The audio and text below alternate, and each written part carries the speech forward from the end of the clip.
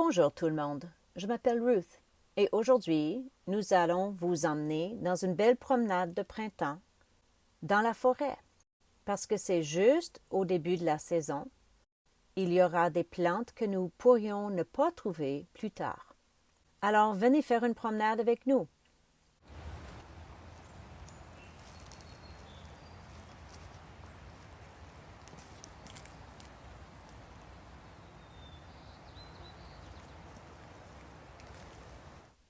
Nous avons donc ici notre première plante. Elle est un bel arbuste et c'est vraiment la première plante que nous trouvons en fleurs dans la forêt au début du printemps. Et vous remarquerez qu'elle a ses pendants de bouquets de fleurs blanches. Elles sont belles et elles ont une longue sorte de feuilles en forme de spatule et elles sont appelées la baie d'osso ou faux prunier. Elle vient de recevoir son nouveau nom et vous pouvez les chercher donc au début du printemps.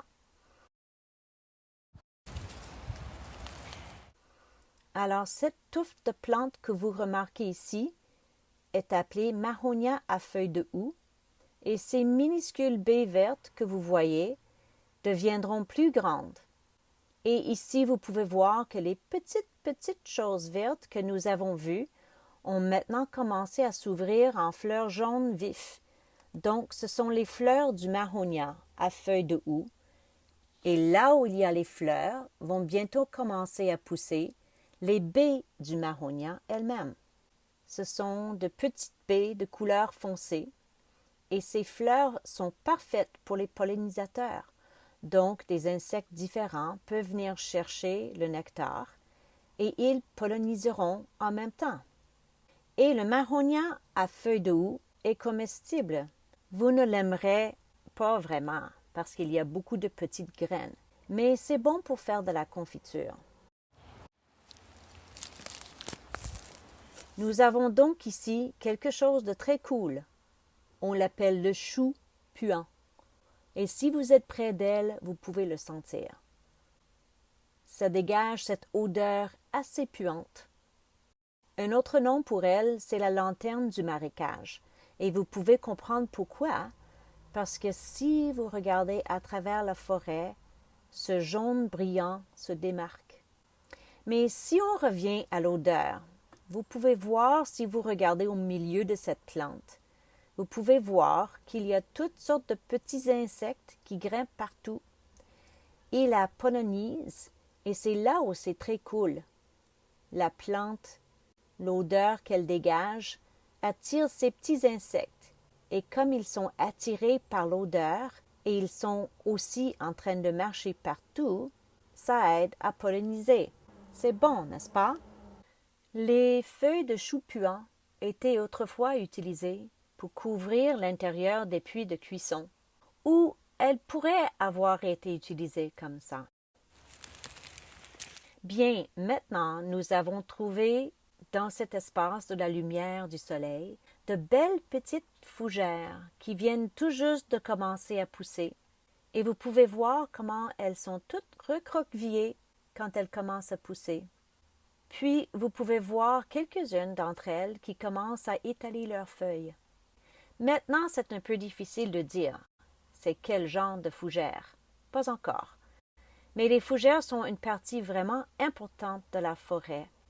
Elles poussent préférablement aux zones fraîches et donc la forêt est leur habitat parfait.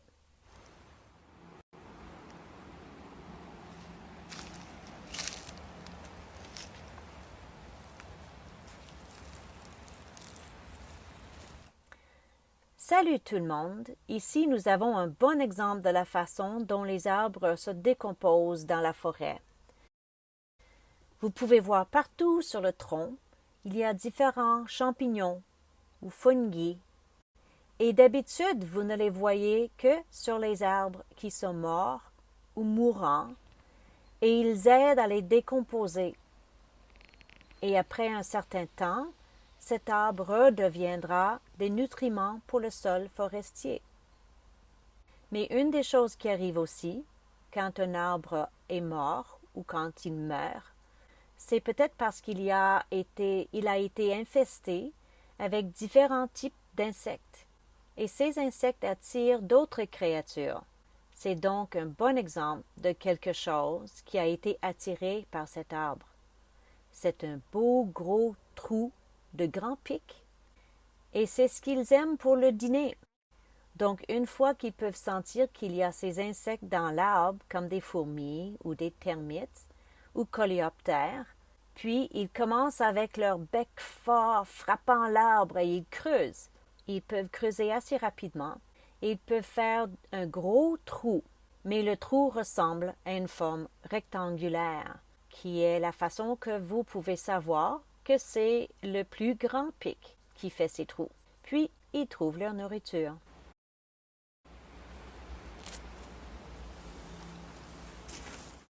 Voici un mystère.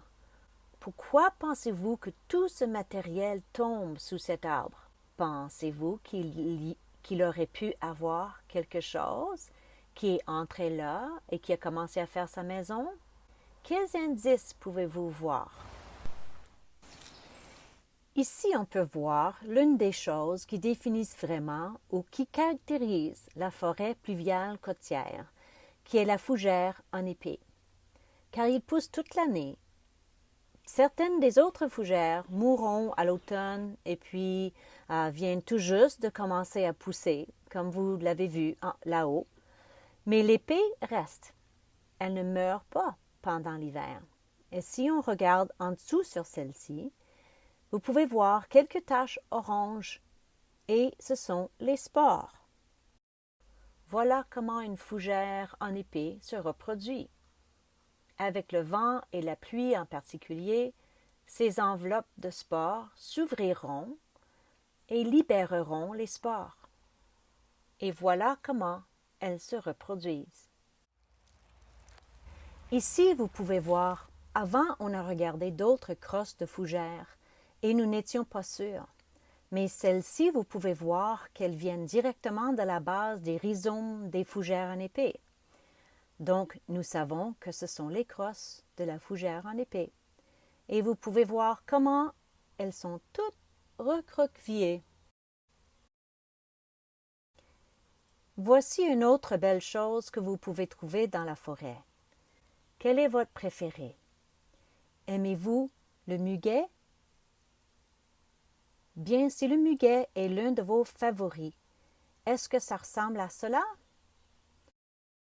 Elles sont partout sur le sol forestier, mais elles ne sont pas de vrais muguets. Celles-ci sont appelées faux muguets, lys de la vallée, lily of the valley.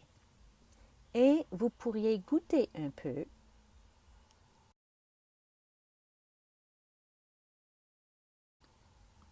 Mais ne faites pas ça partout. Ça goûte un peu comme de la laitue. Pour toi, est-ce que ça ressemble à des feuilles de carottes? Bien, c'est une bonne idée, mais ce que c'est, si vous regardez la fleur, elle vous donne l'indice. Vous pouvez voir ces belles petites fleurs roses et elles sont en forme de petits cœurs. Si vous regardez en bas, vous verrez une partie qui ressemble un peu à une goutte. Alors ils appellent ces fleurs le cœur saignant.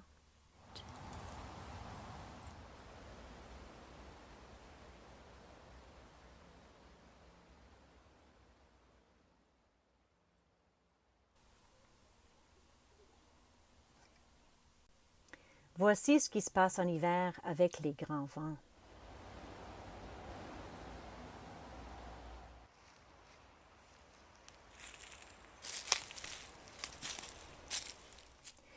Nous avons ici une autre plante qui pousse bien dans la forêt. Elle est appelée le sureau rouge, à ne pas confondre avec les autres sortes de sureau.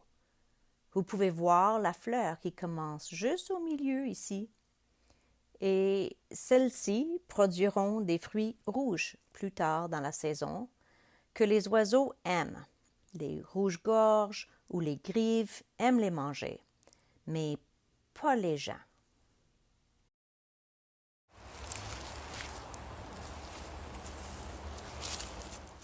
Voici un très bon exemple de l'un des fleurs que l'on trouve dans la zone riveraine, ce qui signifie près de la rivière, dans la zone humide. Et oh, la chose la plus cool à propos de ceci, quand la fleur commence à fleurir, elle fleurit à peu près en même temps que la migration des colibris. Et quelle couleur de fleurs attire les colibris en particulier? Cette couleur. Après la maturation des fleurs, que les fleurs tombent aussi, exactement au même endroit poussera un fruit et on l'appelle une baie de saumon parce qu'elle est la couleur d'un saumon. Il y a une gamme de couleurs, mais ils obtiennent une belle grosse baie comestible et les oiseaux les aiment beaucoup et les gens aussi.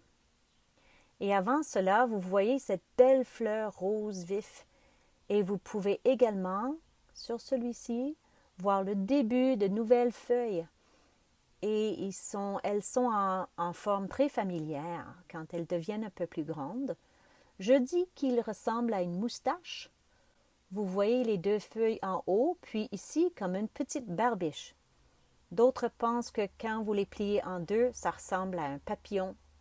Mais c'est une bonne façon de les identifier quand ils n'ont pas leurs fleurs ou les baies.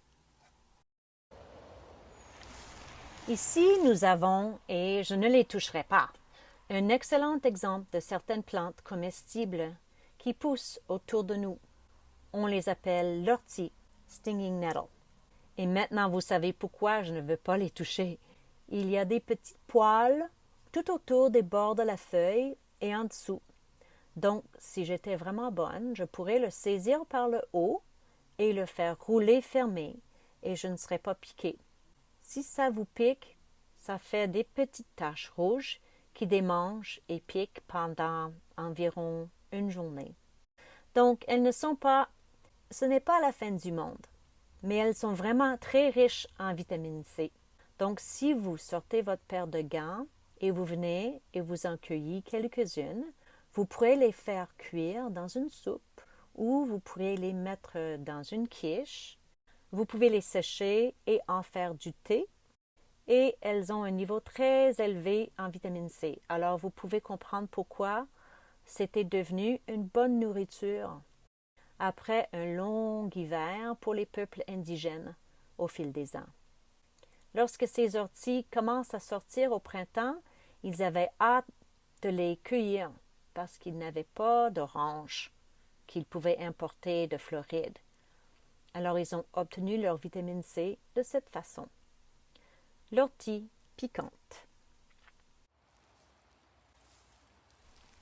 Cette belle fleur rouge est sur un petit buisson appelé le groseillier à fleurs. Et ceux-ci produisent des baies qui sont comestibles. Ils font aussi vraiment une très bonne teinture violette si vous voulez essayer de teindre un morceau de tissu ou un t-shirt.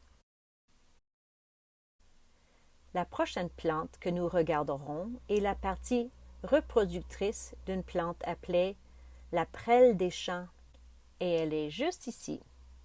Elle ressemble à une épée de maïs, un mini, et vous pouvez voir qu'elle a ses bandes tout autour de la tige et l'intérieur de la tige est creux. C'est une version de la plante et c'est la partie reproductrice. Plus tard, d'autres grandiront dans différents endroits qui auront des feuilles. Mais ils ressembleraient à une brosse de bouteille.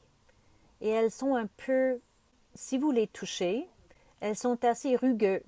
Donc, elles seraient utiles, comme si vous vouliez frotter vos chaudrons, si vous étiez en camping, elles feraient un bon travail.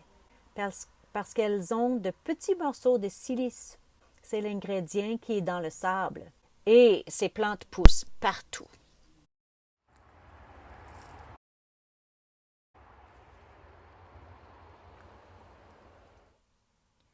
Nous voici à côté de l'aune rouge. C'est une espèce pionnière. Et voici comment il se reproduit. Il a, plutôt au printemps, il a ces longues choses qui produisent des graines appelées des chatons. Et puis voilà les cônes femelles. Et vous remarquez que l'écorce de l'arbre est assez lisse et argentée. Il y a beaucoup de lichen. Et ici, vous pouvez voir que c'est tôt dans la saison. Les feuilles ne font que commencer et les ondes poussent dans beaucoup d'endroits différents.